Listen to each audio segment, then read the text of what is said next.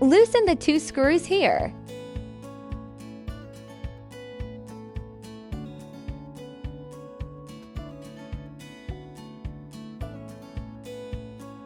Remove the metal cover to take out the controller. Disconnect all wiring connections.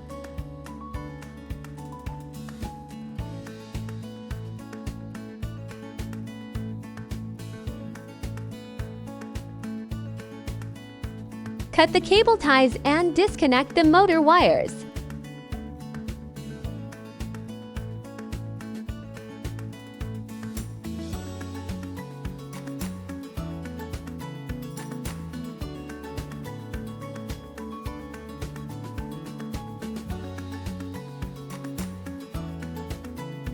Replace with the new controller in the same way.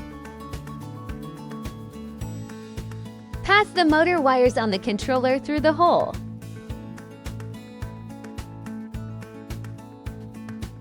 And connect them to the other end of the motor wires at the rear wheel. Note, when connecting the wires, make sure the arrows on both connectors are aligned. Incorrect connections may cause the internal pins to bend or become damaged.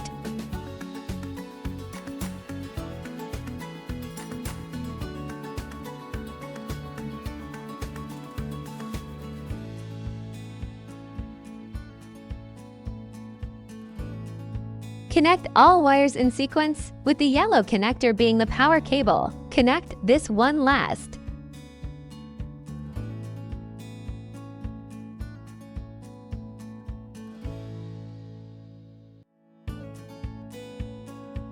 Organize the wires and place the controller back in its original position.